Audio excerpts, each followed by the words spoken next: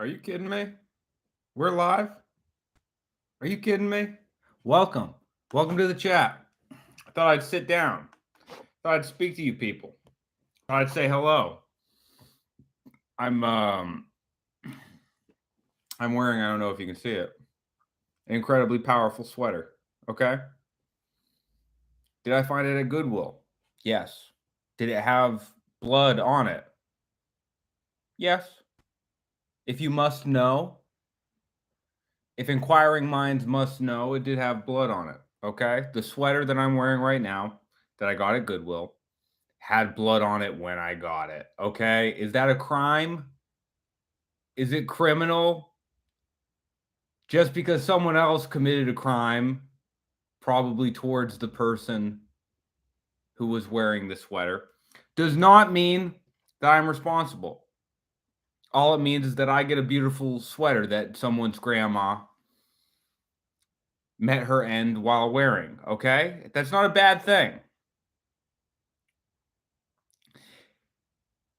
If there isn't body fluid on a Goodwill find, is it even worth it? That's a great question. So the answer is no, and let me tell you why it's not worth it.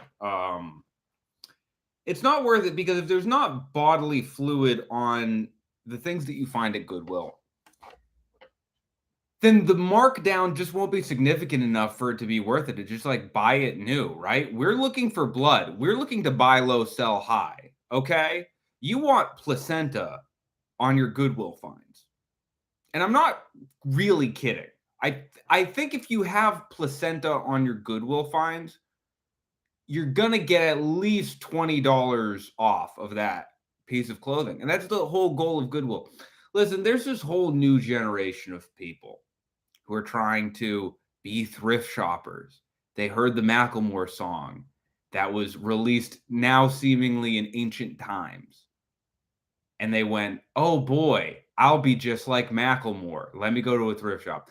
But they didn't know there was already a group of people there, a subterranean group, a powerful group that shop at Goodwill, not because it's cool, not because you get cool finds there, but because you can get a shirt for $2. And it doesn't matter what's on that shirt. It doesn't matter what brand that shirt is.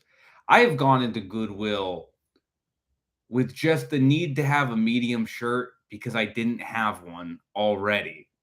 And I grabbed that medium shirt and I didn't see what was on it. And it was Garfield. And I was happy to have Garfield. Do you understand what I'm saying? So basically, this is the live. You can ask a question. I would love to answer your questions.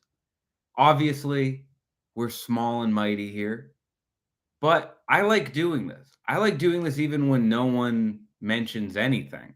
Because when no one says anything, I just kind of go off on whatever is around me, whatever is in the room, and that's satisfying to me. But I would love for you guys to enter the chat. I would love for you people, even in perpetuity, to comment and let me know what you think of this gorgeous, gorgeous live. You can see behind me, I have a tapestry. Now, I've heard tapestries are sort of a hot button issue when it comes to home decor. People say you shouldn't have tapestries, okay? People say, oh, get it framed. You're a loser. Oh, thank you so much for asking a question. Best advice for handling horrible relatives on Thanksgiving.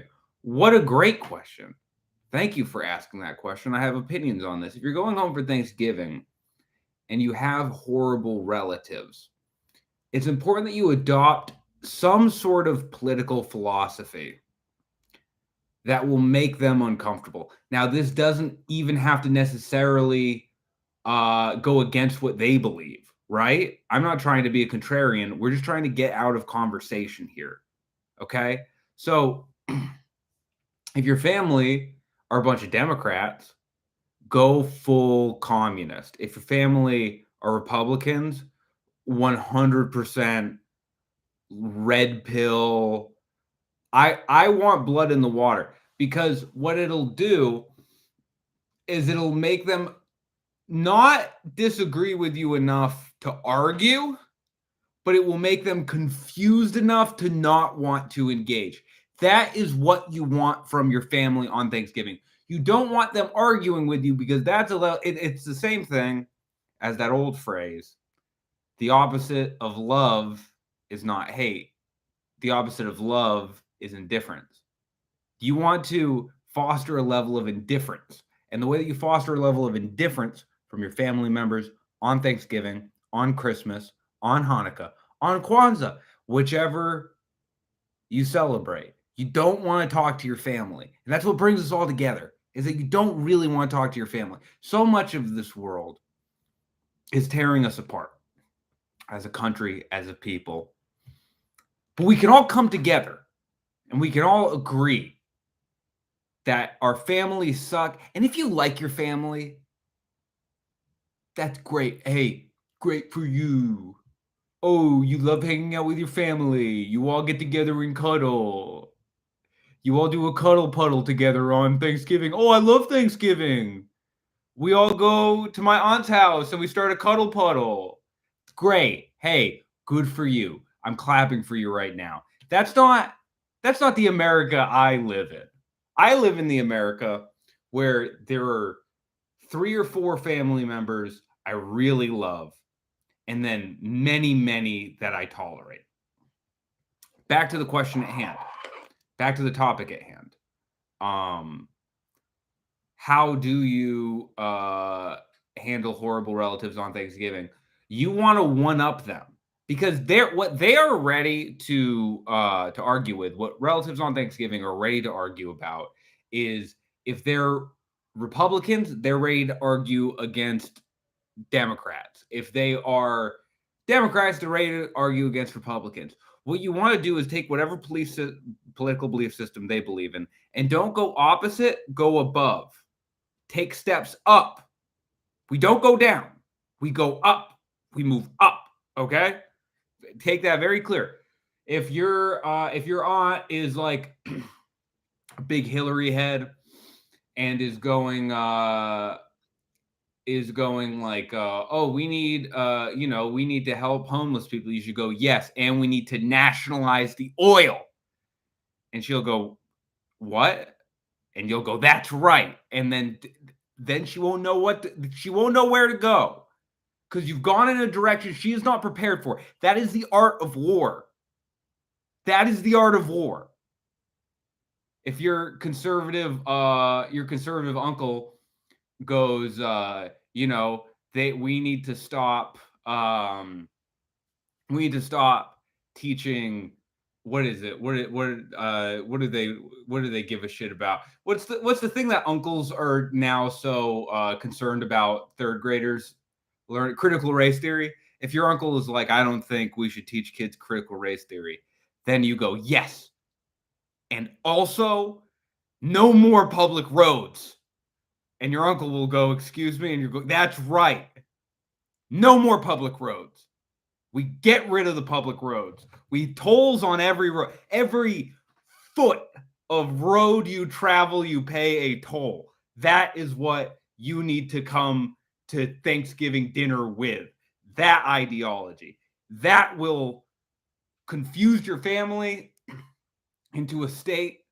And this is where you want to force now, not even only your family. This is anyone. Force people into a place where they go, I haven't read enough to disagree with this, but I don't like it. That's where you win. That's where you win. That is the place you want to be. That's where you want to take it. Great question. You have both Democrats and GOP. Yeah. So listen.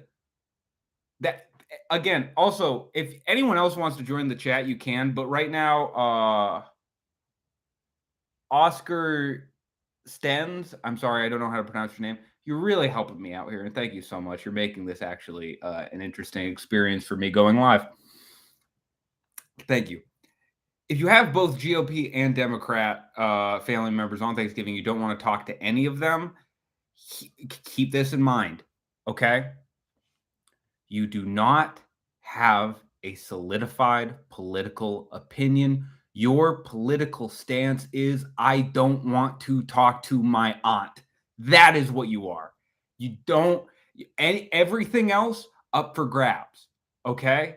We don't want to get lost in the weeds here. We don't want to get lost in the weeds of morality or standing up for what you actually believe in or having a backbone or having a spine or having something to bring to the table.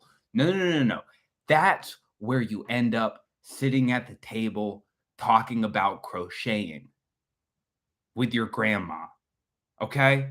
We don't want that. That's not where we want to be. We want to be alone by ourselves, eating turkey in the dark like a hero.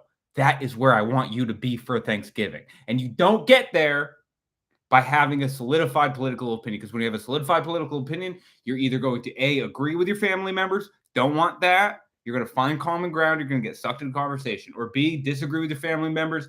Even worse, you're going to argue. We don't want that either. Okay? What you want to do, completely apolitical, you are going to lie about what you believe in because all we want is to get away from the family.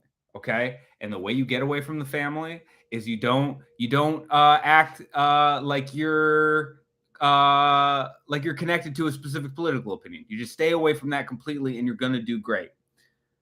Great question. Boy, did I love answering that. This is fun. I really like this. How do I break up with a friend who's becoming too high maintenance? And does my wanting to break up make me a bad person? First of all, absolutely not. You are not a bad person. It's actually a sign of bravery and strength to want to leave friends. Friendships are some of the hardest things to get away from. And if you do it, you're strong and you're doing the right thing. Let me ask you a question, though. What are they doing that makes them high maintenance? Because that's an interesting, because I'm not going to judge you, but are you like, they're so high maintenance, they're addicted to opioids? Because if that was the case, I would say maybe ride it out. Maybe ride it out. But if they're asking you for rides all the time and they can afford a car, cut them out of the life. There's a few things that we can go, but I want to know more about this friend you're trying to break up with. What are they doing that makes you not want to hang out with them? Are they texting you too much? Because in that case, all you should do is say, hey, stop texting me too much. Or are they addicted to painkillers? In which case, maybe give them a shot. Maybe, I'm not going to judge you. You're not beholden to take care of your friend who is now addicted to Vicodin. That's not necessarily, well, it depends how long you were friends with them. I'm sorry. So constantly complaining about their family issues and asking for advice. They never, yeah. Okay. I'm going to give you similar advice to what I give to a Thanksgiving person, which is, I'm sorry that you were a Thanksgiving person. I don't know what else to call you. If they're constantly complaining about their family issues and asking for advice that they never take, I would say start giving them, I would say just stop putting so much effort into the advice then. Here's the thing. A lot of the times we cut people out of our lives. Well, what we could be doing is having a little bit of fun with them before we do. Now, does that mean that the friendship is going to last? No, but we have some fun on the way out. And that's what you could have. Okay. So let's say, Olivia, thank you, Olivia. Let's say your friend is going, my mom keeps hitting my sister with the cat. My mom keeps picking up the cat and using it as a sort of like melee weapon and hitting my sister with it. Now that's not good. But instead of telling your friend, well, you should get out of there and call the right people, because they're not going to follow that advice, what you should do is say, get her a dog. Your friend is going to be a little bit put off by this. They're going to go, what? What do you mean get her a dog? Because what that's going to do is the dog is either going to be too heavy for your mom to hit your sister with, or your mom falls in love with the dog, becomes the best friend forever. Your friend's probably not going to take this advice, but it's going to stop them from asking you for advice. And that's really the goal here, isn't it? If we're annoyed by our friend not taking advice, you shouldn't stop giving advice. You should start giving fun advice.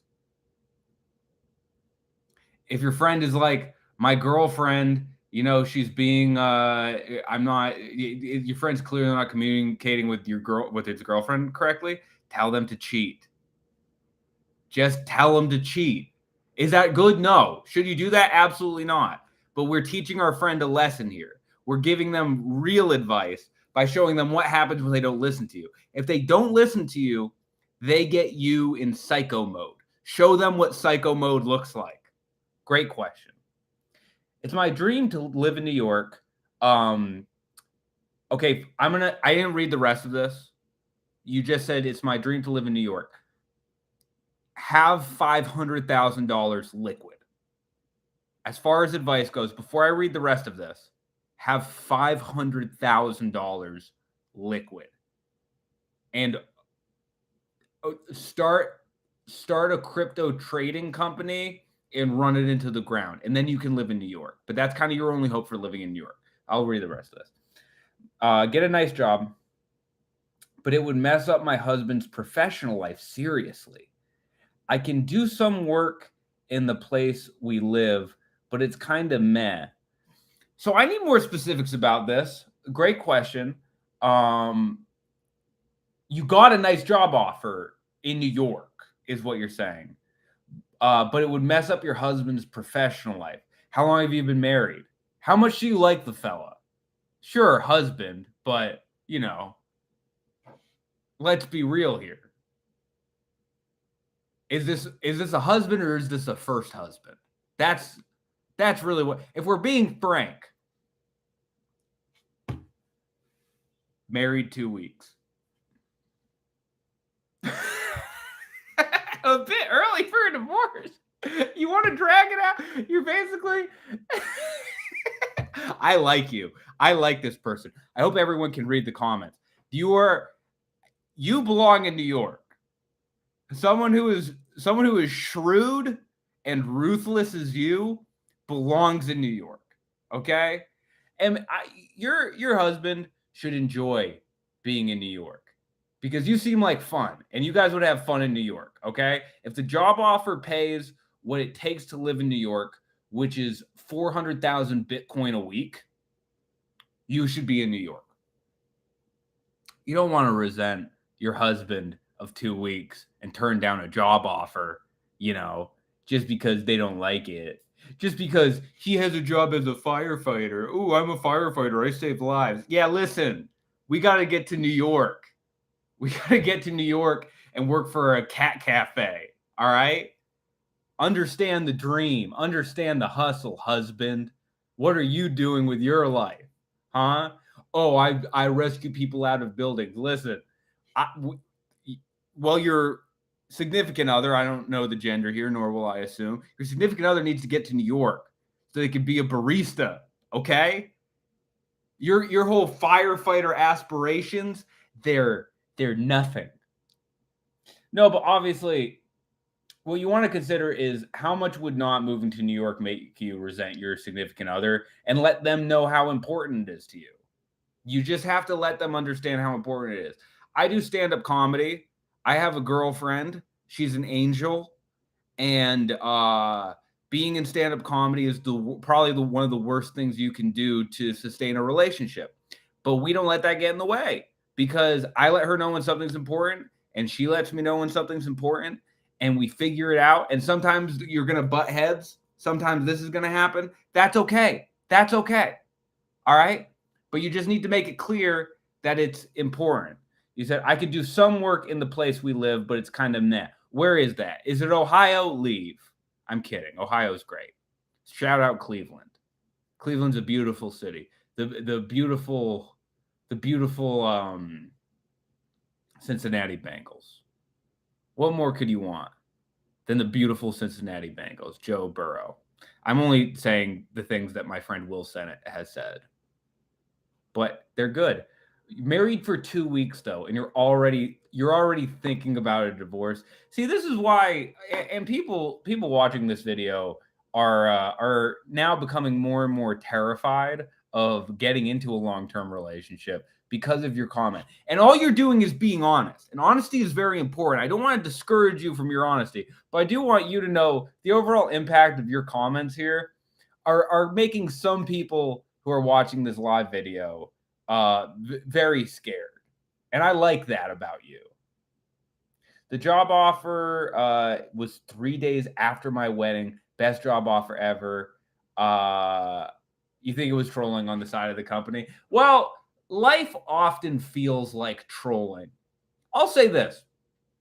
if there is a God, I personally believe there is because I'm stupid. I do. This is something that religious people, uh, like I would kind of consider myself to be somewhat religious in that I do believe in a literal God, a literal like overarching controlling force on the universe, all that sort of thing. I have a deep belief of reincarnation, all that stuff. And you might ask me as an atheist, well, why do you believe that? And I could give you the dumb answer, which is because the Bible says so. Shh, don't say that. Oh, because the Tao Te Ching. Don't. No, no, no, no. Here's where you go. I'm a little dumb, and it makes me happy. Boom. That's it. That's all. I'm a little dumb and it makes me happy. Okay. So if there that's a brief reprieve. If it is a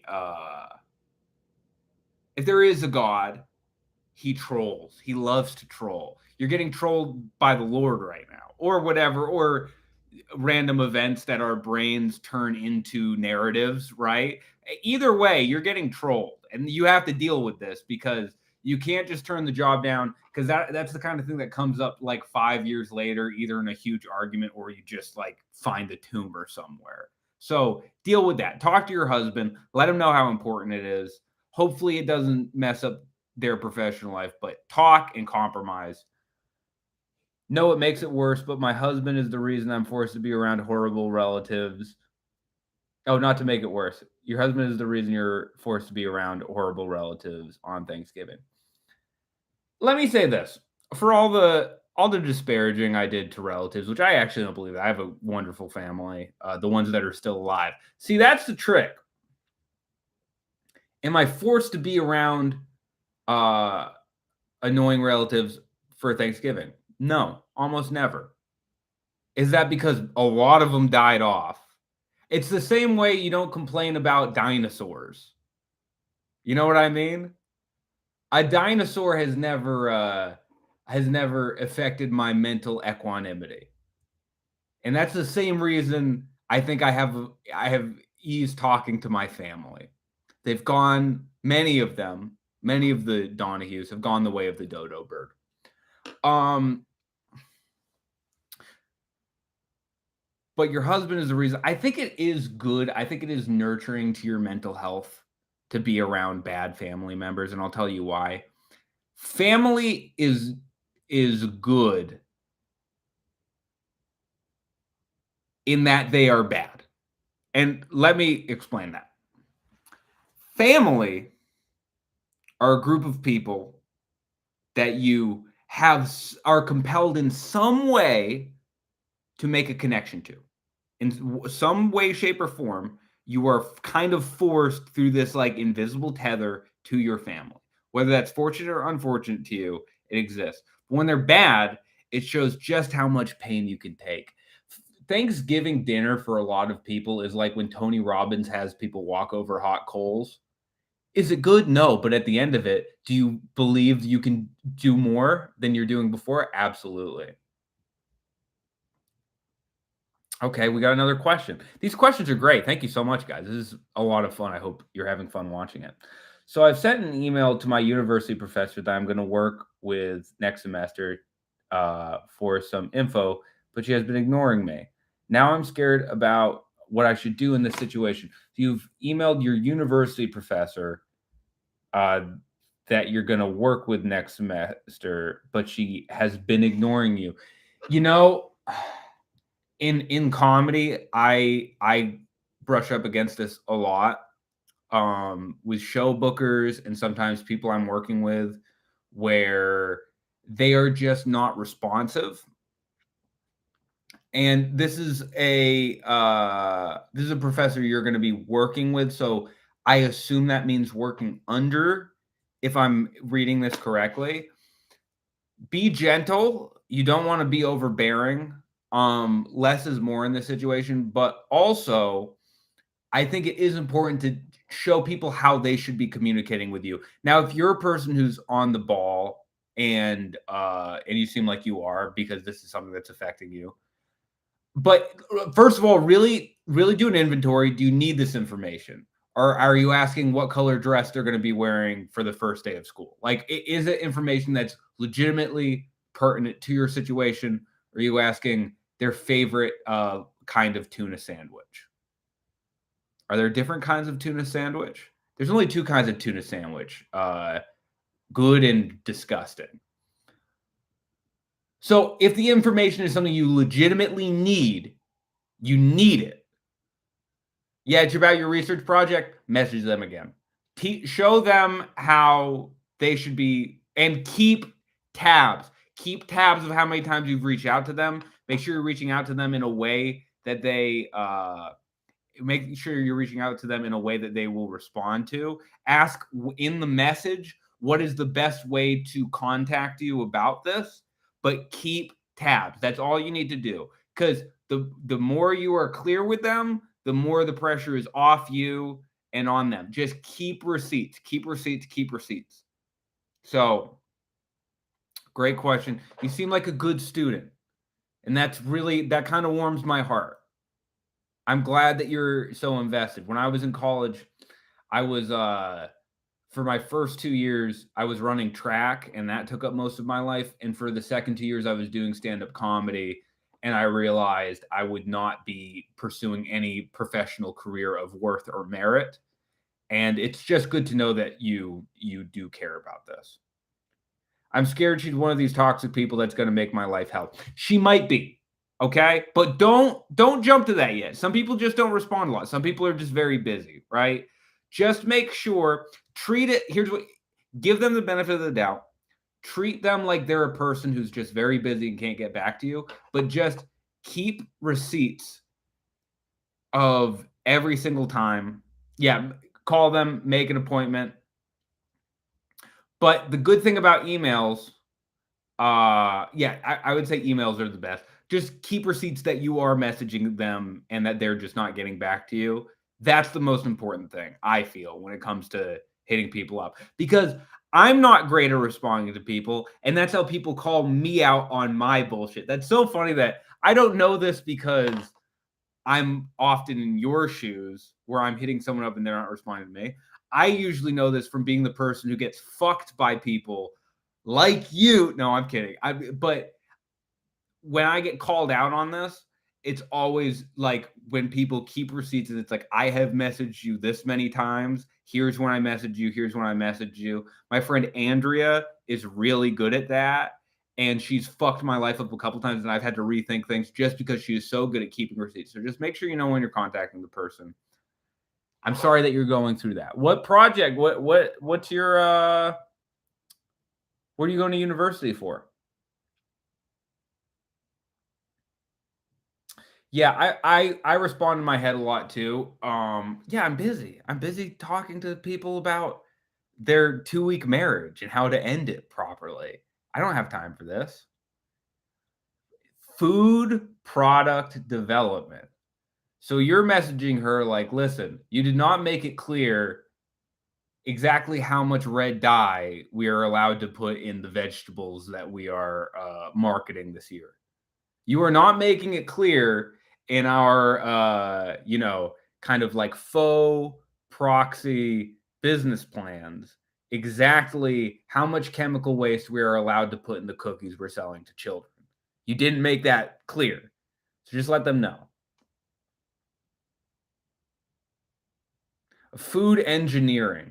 And I'm going to say something to you, Omid. I hope that is how you pronounce your name, and I hope you're okay with me calling you Omid. Um, your job sounds terrifying. The fact that food needs engineers, as though we are eating skyscrapers, is very scary. And this is me being stupid because I know that you're definitely necessary, right? But it does make me scared to think that I'm eating something that is comparable to a Honda Civic. Guys, this has been great. Usually I want the runtime to be 30 minutes on this, and we just hit that. Thank you so much for watching. I hope this was fun for the people who are watching. If you like this, please subscribe to the channel. I'm going to post it after if you want to watch it in perpetuity. If you want me to keep doing it, please comment. Let me know that you want me to keep doing it. Oh, thank you. I appreciate that. A lot of people are anti-tapestry, but I love the tapestry. I'll sit here and I'll do this as often as, people seem to enjoy it. So thank you all. I appreciate you all very much. Oh, very fun. Very fun. Thank you guys. This is great. This is really great. I really appreciate it. I'm going to keep doing this, until the government tells me to stop. Thank you.